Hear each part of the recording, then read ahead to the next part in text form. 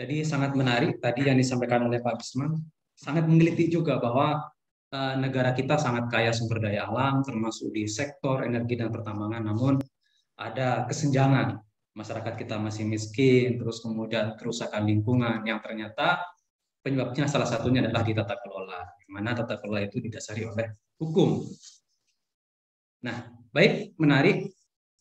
Selanjutnya kita ada waktu sekitar 15 menit. Saya buka sesi tanya jawab. Nanti kalau sementara saya buka satu termin dulu. Nanti kalau memungkinkan ada termin kedua. Kalau tidak, tidak apa-apa. Teman-teman nanti sampaikan saja pertanyaannya ke kami. Kami akan jawab secara tertulis dan akan kami email atau kami sampaikan langsung ke teman-teman masing-masing. Baik, untuk sementara tadi yang sudah chat, baik di room chat ataupun secara pribadi panitia, ada beberapa. Yang pertama ada saudari Khairunisa Rizkif. Silakan monitor Mbak Khairunisa. Halo. Kalau misalkan Mbak Khairunisa masih belum bergabung. Yang kedua ada Ismail SH. Silakan Pak Ismail.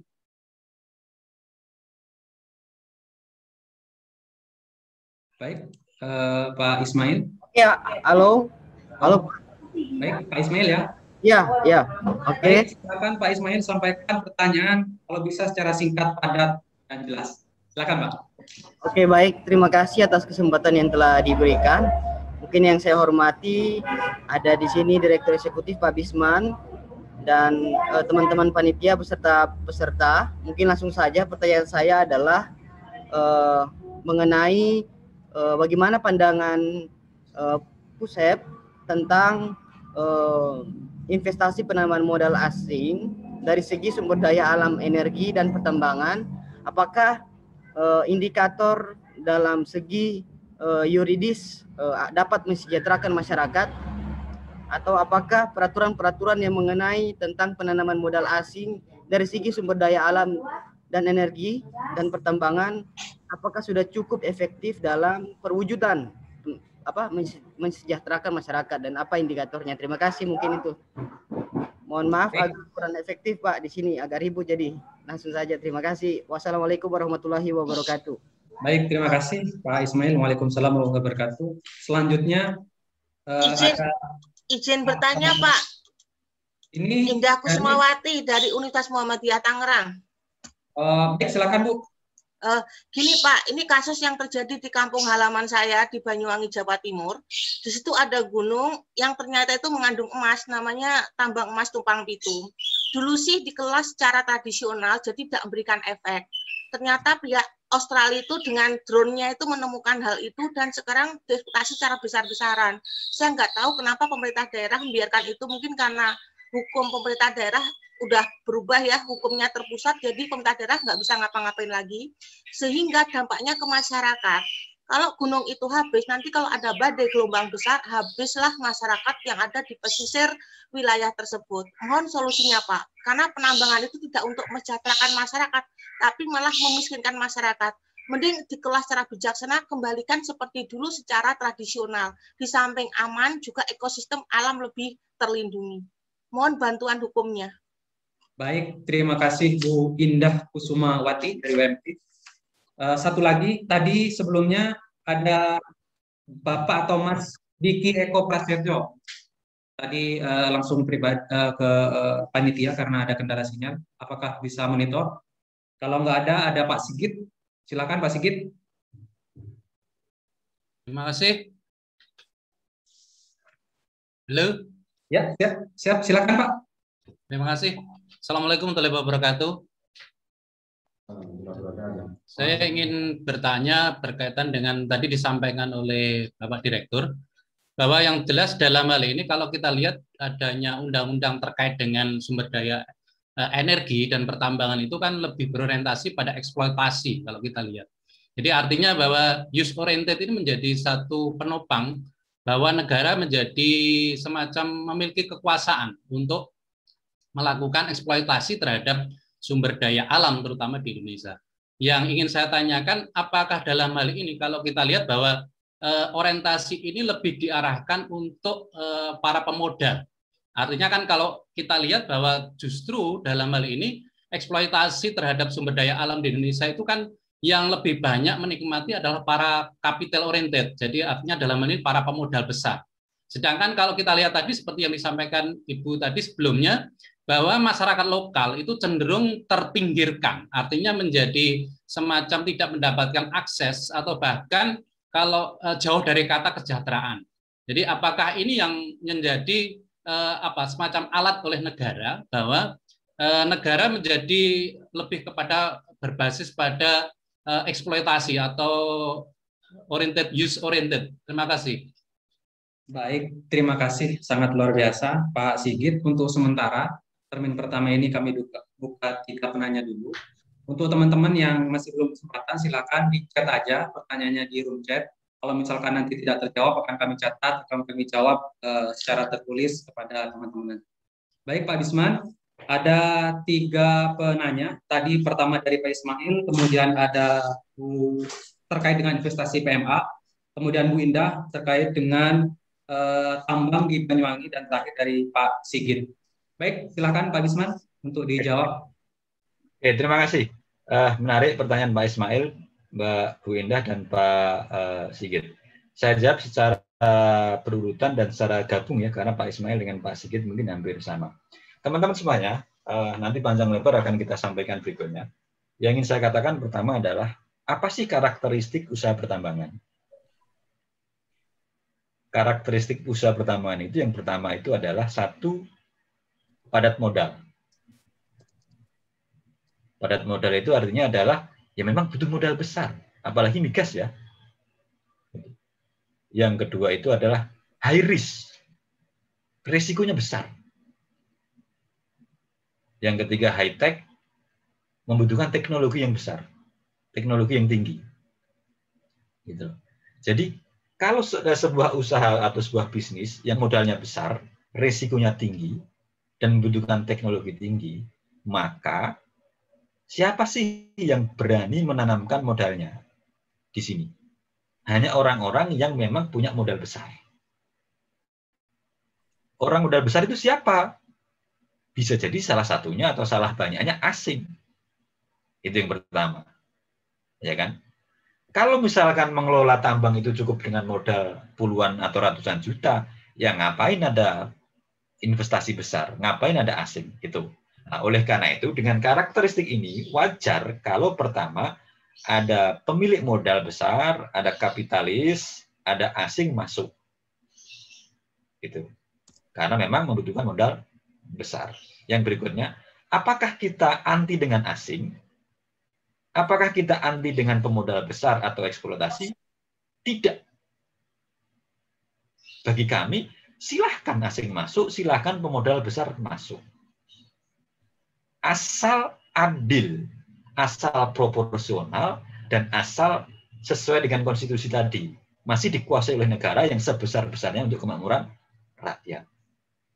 Jadi permasalahannya itu bukan modal besar atau asing, permasalahannya itu adalah karena apa?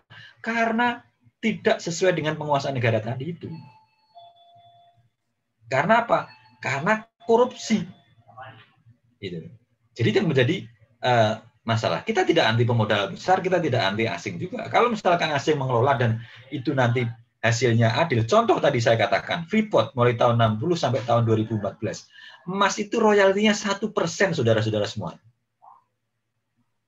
Artinya 99% lari ke asing. Tetapi harus saya sampaikan adalah itu kontraknya dibuat pada tahun 60. Kondisi tahun 60 itu Indonesia masih miskin, Indonesia belum ada orang pinter, Indonesia belum ada modal, masih awal-awal orde baru, bahkan orde lama, sehingga wajar kalau saat itu mungkin yang penting jadi duit. Kira-kira begitu. Yuk silahkan garap itu ladang tambang saya, kasih saya sekian waktu itu. Tetapi kan itu dulu. Tapi kalau sekarang jangan dong. Indonesia dikit-dikit sudah punya modal, sudah punya teknologi, sudah punya ahli banyak. Oleh karena itu sudah saatnya Indonesia mengelola tambangnya secara langsung. Apakah boleh ada asing dan pemodal besar? Boleh dengan cara kerjasama. Sepanjang diatur, nah, lagi-lagi kalau kata atur kan berarti hukum. dengan baik dan benar. Problemnya kan hukum kita kadang-kadang juga masih seperti disampaikan Pak Sigit berorientasi kepada kepentingan pemodal besar.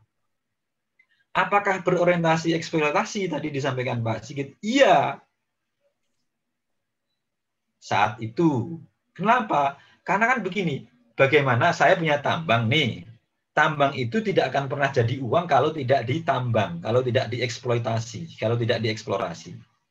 Jadi kalau saya sebagai pemerintah, hey you investor datanglah ke sini, silahkan ditambang. Kalau hasilnya 10 juta, ya 1 juta kasih ke saya, 9 juta dibawa lari misalkan gitu. Nah, artinya apa? Orientasinya memang eksploitasi agar apa? Agar tambang segera jadi duit. Karena apa? Kita butuh duit untuk pembangunan. Saat itu. Kalau sekarang ya saya kira tidak semudah itu. Sekarang mestinya, tambang kamu masuk tetapi yang adil, bagi hasilnya paling enggak separuh-separuh. Ya kan begitu. 50% yang adil. Atau bahkan Indonesia, Freeport sekarang misalkan sahamnya sudah dibeli 51%. Walaupun kami termasuk yang menolak sebenarnya pembelian saham Freeport itu. Tapi nanti diskusinya, apakah kepemilikan itu bisa mensejahterakan atau tidak mensejahterakan. Nah, ini rekan-rekan semuanya, singkat katanya saya sampaikan yang pertama kepada Pak Ismail, bagaimana dengan investasi asing? Saya ulangi lagi, it's no problem, tidak ada masalah, sepanjang adil, mengikuti undang-undang Indonesia, dan betul hasilnya untuk kepentingan rakyat Indonesia. Bagaimana parameternya yang sudah cukup efektif? Parameternya adalah satu, asing masuk silahkan, tetapi bagi hasilnya yang adil. Yang kedua, tenaga kerjanya masih Indonesia. Kalau asing modal masuk, tenaga kerjanya asing semua, kita mau kerja di mana kawan-kawan? Itu loh. Yang sudah seperti teman-teman tahu, misalkan smelter masuk, investasi asing, tapi kan tidak hanya modalnya yang masuk, tenaga kerjanya juga masuk. Janganlah kalau itu. Apakah tenaga kerja asing boleh? Boleh, tapi yang adil juga. Tenaga kerja yang tidak terdidik kan mestinya tenaga kerja dari dalam negeri. Terus ada multiplier effect. Multiplier effect itu ada efek pengganda.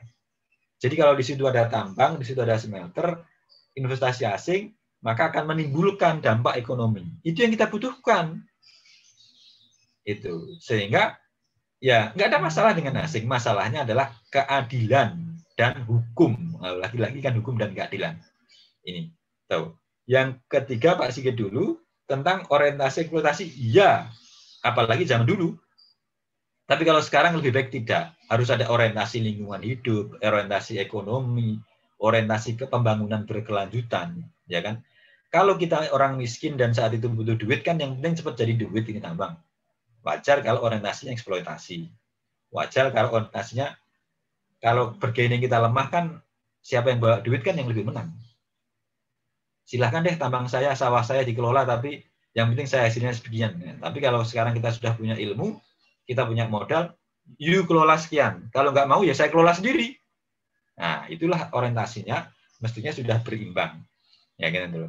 Nah, apakah betul itu untuk kepentingan para pemodal dan kapital? List, ya kan? Ini dari dua perspektif. Secara umum, ya memang begitu. Tetapi sepanjang kepentingannya untuk nanti ternyata masuk ke APBN lagi, kan mestinya tidak. Nah, oleh karena itu, pelatihan ini dalam rangka agar teman-teman memahami pertambangan dan legal drafting untuk sama-sama mengkoreksi hal tersebut. Terakhir, tentang tumpang itu. Bapak Ibu yang saya hormati, Ibu Indah dan rekan-rekan, pertama memang betul bahwa daerah melalui Undang-Undang 3 tahun 2020 sudah tidak punya kewenangan sama sekali. Sama sekali. Nanti baru akan diberikan kewenangan urusan melalui PP. Karena di undang-undang ditarik dan nanti akan diberikan melalui PP. Problemnya sampai hari ini PP-nya belum ada. Ada 3 paket peraturan pemerintah yang sampai hari ini belum ada PP-nya. Sehingga daerah tidak punya kewenangan. Itu satu. Yang kedua adalah tambang itu ada yang namanya dengan good mining practice atau teknik pertambangan yang baik. Dan sebelum ada eksploitasi, itu ada eksplorasi. Sebelum ada eksplorasi, itu ada penelitian seismik geologi. Nah, dalam proses itu ada yang namanya AMDAL. ada yang namanya UKL, UPL, ada yang namanya izin lingkungan. Artinya tambang-tambang yang layak untuk dieksploitasi, yang layak untuk diproduksi, itu adalah tambang-tambang yang tidak merusak lingkungan, yang sudah memenuhi AMDAL, yang sudah mempunyai UKL, UPL. Pak, tambang itu ternyata sudah ada AMDAL-nya, AMDAL-nya main-main. Nah, itulah tugas kita untuk memastikan bahwa AMDAL-nya itu bukan AMDAL yang bodong-bodongan, AMDAL yang benar. Kalau pertambangan itu sudah dilakukan dengan proses yang baik, izin yang benar, dan dipastikan secara ilmiah tidak merusak lingkungan, ya sudah, demi hukum ya tambang itu harus lanjut dong. Karena itu untuk kepastian investasi dan kepastian hukum juga. Tetapi kalau ternyata tambang itu secara lingkungan merusak, AMDAL-nya bermasalah, bahkan belum punya izin lingkungan, dan sudah terbukti berakibat, ya tentunya harus di-stop. Tentunya harus dievaluasi. Bagaimana caranya? Karena kita berbicara hukum, caranya adalah menggugat atau mempermasalahkan izin-izin tambang tersebut. IUP-nya kita permasalahkan, AMDAL-nya kita permasalahkan, izin lingkungannya kita permasalahkan. Kalau perlu kita gugat secara hukum. Kalau soal advokasi, soal demo, soal opini publik, itu silahkan teman-teman lah. Karena kita bicara hukum, ya kita gugat izinnya. Kalau sudah izinnya dicabut, ya tentunya sudah nggak boleh beroperasi dong. Apakah izin bisa dicabut? Bisa. Kalau dia sudah terbukti merusak lingkungan, dia terbukti tidak sesuai dengan kaidah-kaidah pertambangan yang baik, maka izinnya bisa dicabut. Nah, itulah salah satu jalan cara untuk agar memastikan pertambangan sesuai dengan lingkungan. Oke. Tapi Pak, kemarin udah nyampe ke masa ini udah nyampe ke MPR DPR. Cuma sekedar sebagai wacana saja, tidak ditindaklanjuti. Bahkan masyarakat Banyuwangi itu sudah datang, sudah memblokade ke MPR, cuma sekedar ya nanti gitu doang, nanti dicari kasus. Sampai sekarang juga tidak ada, karena mungkin PP yang otonomi daerah sudah hilang, jadi pemerintah daerah sudah nggak bisa ngapa-ngapain lagi.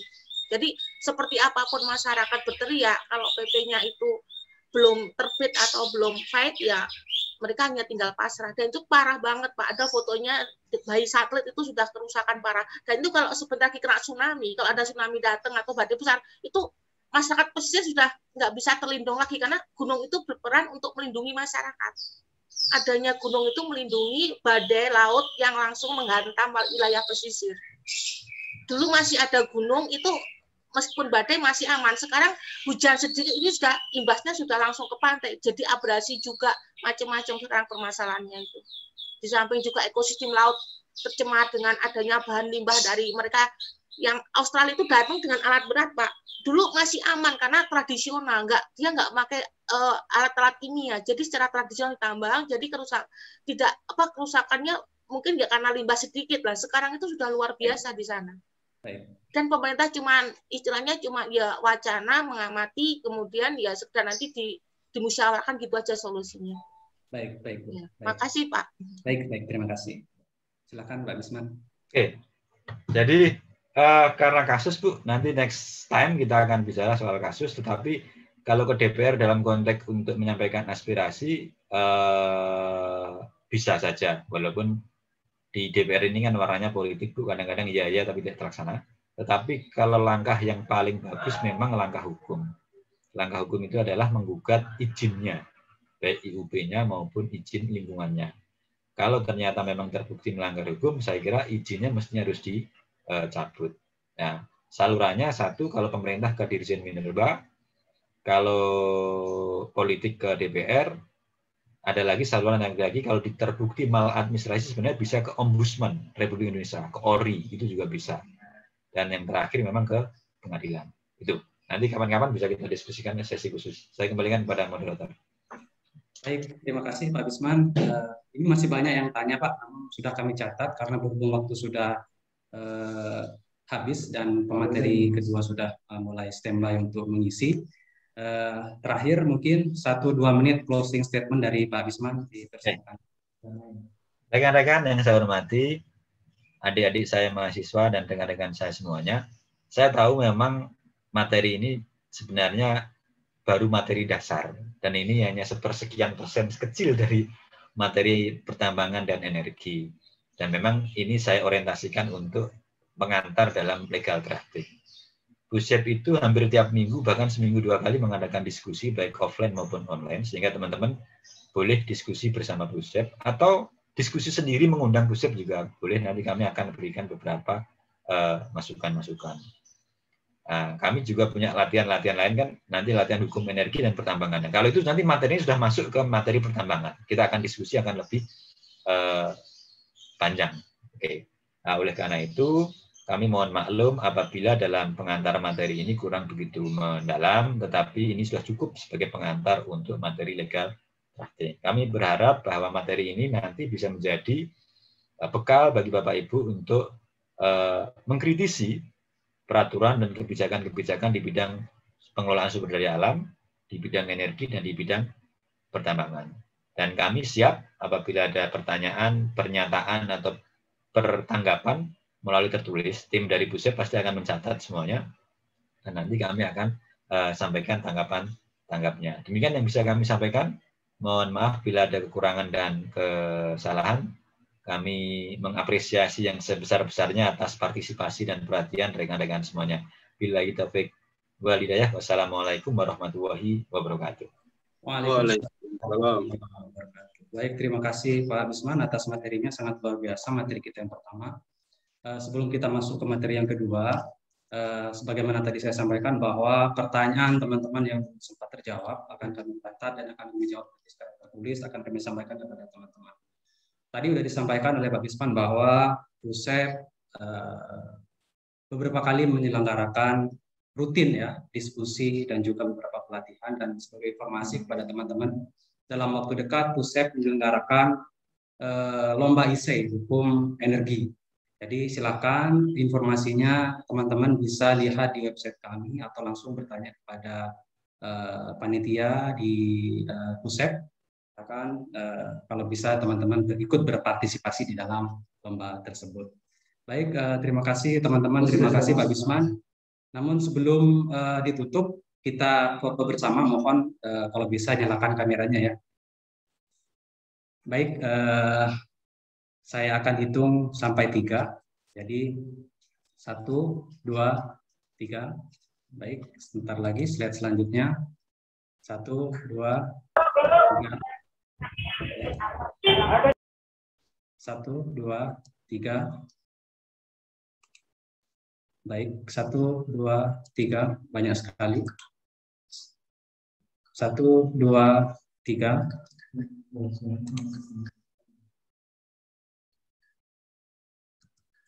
Oke, sudah. Terima kasih.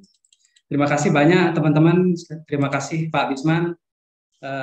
Demikianlah materi kita yang pertama ini. Kita akan masuk ke materi yang kedua yang akan dipimpin langsung oleh moderator kita, yaitu Bapak Akmaludin Ibrahim. Kepada beliau